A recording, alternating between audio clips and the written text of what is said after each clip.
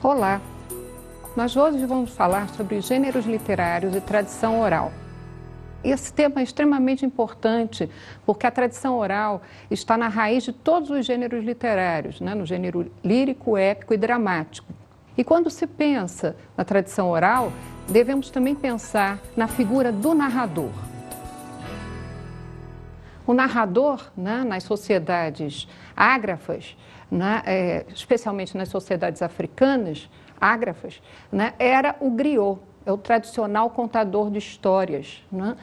O griot ele tinha uma dupla função, contar histórias, portanto, romper o esquecimento, e naquele ritual mágico, perpetuar a tradição, fazer com que o novo e o velho se encontrassem. Então, eles são demiurgos, os griots são demiurgos de um mundo novo, eles exercem uma função pública nas sociedades ágrafas. Então, são os narradores tradicionais das sociedades africanas. Antes, nessas sociedades ágrafas, antes que a escrita costurasse as histórias da tradição, os griots foram os contadores das histórias, da história oficial, das histórias sempre ligadas a um ritual mágico. Além disso, eles exaltavam também, além de romper o esquecimento, que é uma função do griot, trazendo a história antiga, trazendo toda a memória ancestral de um povo, eles também exaltavam a vitória dos povos nas guerras, nas inúmeras guerras que havia na África, tá certo?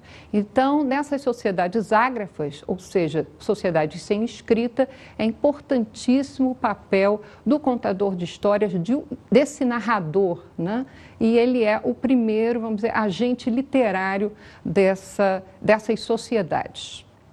Bom, sobre a importância do griot, vamos ouvir o que diz a professora Laura Cavalcante Padilha.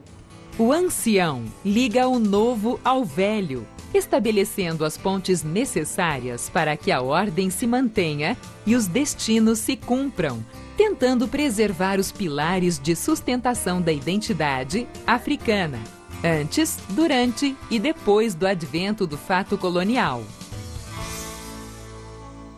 Como diz o texto da professora Laura Cavalcante Padilha, o ancião, o griot, liga o novo ao velho, e com isso perpetua a tradição, criando a identidade africana. Vamos então agora falar do vasto conhecimento da comunidade autóctone, sociedades africanas. Esse vasto conhecimento, ele é reatualizado permanentemente pelos griots, através de um universo ritualístico, quer dizer, a contação de histórias, o contador, o narrador, ele, na verdade, ele cria um ritual mágico, de perpetuação da tradição através da palavra, sempre ligado ao ritmo. O ritmo é extremamente importante nesse processo de contação de histórias, a música, a musicalidade da própria contação de histórias, e a encenação também. Então, o griot, ele não é simplesmente um narrador, no sentido literal do termo, ele não apenas conta a história, ele, na verdade, a reatualiza, fazendo a tradição, fazendo a ligação mágica entre o antigo e o novo, passando toda a história às novas gerações. Vamos ouvir, então, um novo fragmento, um novo trecho da professora Laura Cavalcante Padilha sobre a contação de histórias, sobre a importância do narrador.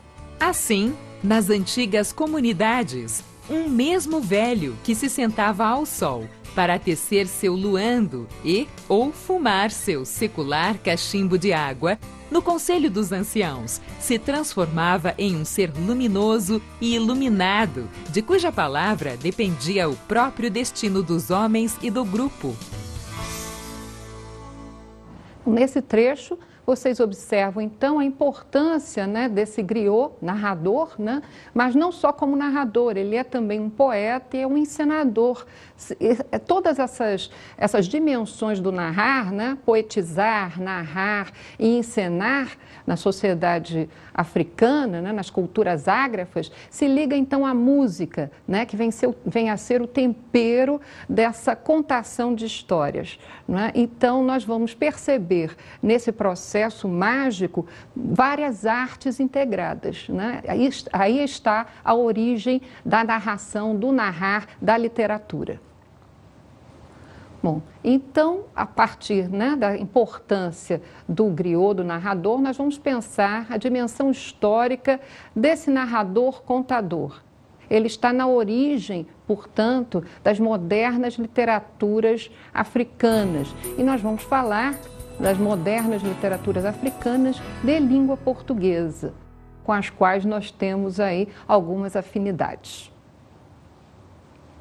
A moderna literatura africana, né, em língua portuguesa, para além da língua portuguesa, né, que é a cumplicidade, é uma espécie de cumplicidade entre elas, né, nós vamos encontrar uma cumplicidade que é realçada, né, pela busca da ancestralidade, né, pela valorização das tradições orais, né, da cultura tradicional africana. Então, os escritores, quando essa moderna literatura começa a se formar, né, antes, durante e após o processo da independência desses países com relação a Portugal, nós vamos ter aí, né, um resgate da tradição. Os poetas e os ficcionistas, né, os escritores, na verdade, eles fazem um pacto, né, com o passado, né, de valorização dessa cultura tradicional. E utilizam a língua portuguesa incorporando palavras.